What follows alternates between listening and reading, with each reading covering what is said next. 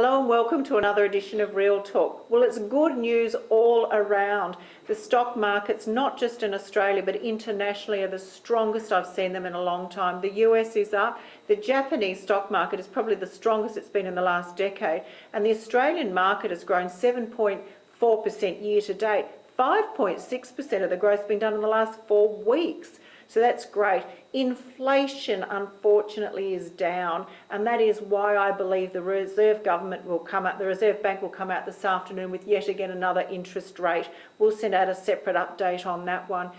Clearance rates, 78% on the weekend, with only about 651 properties going to auction. So if you looked at, we had more than double this time last year, and we were hovering in the early 70s. To have 651 properties at 78%, that's what I would call gangbusters.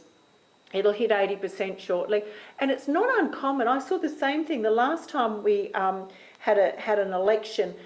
After the results, the property market grew 13.2% the next year and 11.7% the following year. I think we're going to see the same sort of thing now with all this negative gearing, to gear or not to gear, and which government was supporting what policy. I think the Australian people are just so relieved now that I think you're going to see quite some strength in the market.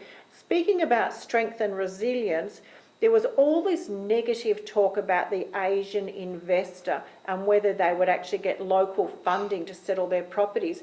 There's been all this resolution across the board with all these independent funds coming up worldwide, globally, to actually fund a lot of these developments. So I think we're going to see a bit of a blip on the radar, definitely a cooling of the heels, but I don't think we'll see this great big chasm that we were all expecting. And I just love to see it when, you give a financial sector a problem. I love to see how they rally to find a solution.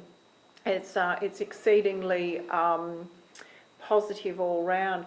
So with the exception of inflation, we really need to stimulate the economy. Interestingly enough, in the share market, the areas that saw the largest amount of growth was actually the resource sectors: iron ore, gold, copper, coal. But the other areas was consumer discretionary spending, things like Flight Centre, Crown Casino. So when you look at that, it obviously gives you a feeling of real optimism in the market, and that speaks volumes. So all round, the property market is, particularly the investor market, is alive and well, and share market's up.